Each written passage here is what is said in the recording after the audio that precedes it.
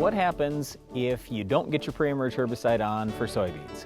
Well, that really could be a bad day because there aren't a lot of great post-emerge options now that Roundup isn't working very well anymore. And sure, there's the new Extend, there's Liberty. So we have some choices, but none of those things are perfect. So what we would suggest to you, if you didn't get the pre-emerge herbicide on, is go to option 2, which would be use post-emerge residual herbicides. Okay, let me first make a comment about Liberty and the new Extend system. So with Liberty, there's no residual. So if you spray Liberty, you kill what's up. There could be another flush that comes next week, and you're not just going to run right back out there and spray another shot of Liberty in most cases. So you do need to have some residual control in a Liberty Link system.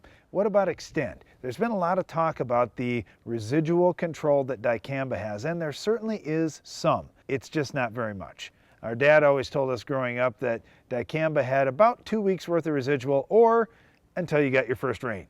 So if you put dicamba out and a week later you get a really good rain, well, most of that residual could be gone. So you definitely need to have a residual in the dicamba program as well. All right, the chemical family that most everybody's looking at for post-emerge residual is the Group 15 family. So you look at the Group 15s that are labeled for soybeans. You've got Warrant, which is basically just unsafened and watered down harness. You've got Outlook, you have Dual, and then also Zidua. So there are several choices there, but again, they're all in the same chemical family. And one of my concerns always gets to be, hey, if I just use it in corn, I'm gonna use it in corn again next year. Now this year you're telling me I should use a Group 15? I'd like to avoid it if I could, but if you didn't get your pre-emerge herbicide on, you're kind of stuck because most of the good pre's you can't use post. So you've got to use a Group 15. So let's talk about what kind of weed control you can get out of those Group 15s, because as Brian said, they're popular products. We use them in corn all the time.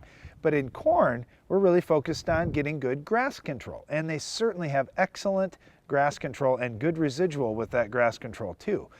However, we don't talk often enough about the small-seeded broadleaf control. And when you look at full rates of those Group 15s, we actually do a pretty good job on a lot of the small-seeded broadleafs. However, when we're talking about post-emerge residual in soybeans, we're often talking about a half rate or even less of some of these Group 15s. So we don't have the strongest rate out there. So will we get small-seeded broadleaf control? Yes.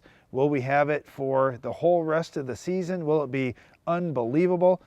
No, it's not going to be unbelievable, and we aren't going to kill the ones that are up. Yep. So just keep in mind it's going to be soil activity for a few weeks, and it's going to be pretty good, but not great. Yep, I would say you can probably expect maybe up to 4 weeks of residual and 50% control on small-seeded broadleaves like Palmer pigweed, water hemp, kochia, that type of thing. That's it. We're not talking 95% control. We're not talking 3 months control. You're going to get some out of this, so it's better than nothing by far, but it's not fantastic. Okay, then you start looking at some of the other products. Flexstar or Famesifin, dirt cheap. That price has crashed in the last 3 years, so that's awesome. For $4, you can throw down a fairly decent rate. That's going to give you quite a bit of residual the rest of the summer. It's going to help on things like ragweed, Palmer pigweed, a little bit on kochia, black nightshade. So that's a good product to use, has decent residual, but you have to worry a little about the carryover. Well, carryover is also a concern when we look at products like Pursuit or Raptor or Thunder. They've got some good soil residual, but they are all ALS herbicides, and many of the pigweeds out there are also ALS resistant. So choose those products if you have the right weed spectrum. So if you've got velvet leaf and you say, well, that's a big concern for me, or sunflowers are a big concern for me, or nightshade, or even wild buckwheat, yeah, we can do a good job on quite a few different weeds, just not the ALS resistant ones. One other ALS product I'll bring up is First Rate. Excellent on non-ALS resistant ragweed. Also pretty good on things like cocklebur and sunflower and a number of other weeds too. So if you want to throw that in the mix, you can, but again, it's not going to kill the ALS resistant weeds. The other question we get about these residuals is, when do I do it? Now, if you have a residual down and you're just looking to boost it, usually about a month window is pretty good. You can get about a month out of those early pre's, then you come back with that next one because it needs some rain to get activated, and it's not in the case of the group 15s at least, not going to kill the emerged weeds.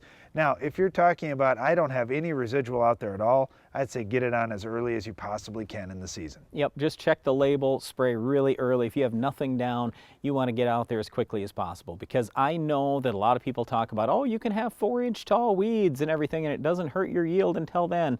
I don't believe that at all, not at all. Sure, if there are 3 4-inch tall weeds, they're not going to hurt anything. But when you have 3 million in your field or even 3,000 in your field, you're probably losing a little bit of yield. So be on the early side. I'd much rather see you have early weed control as opposed to late.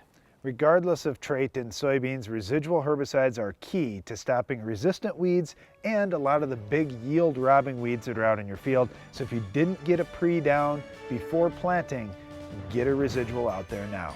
Well, which one of these residuals could help you on our Weed of the Week? We'll tell you coming up later in the show.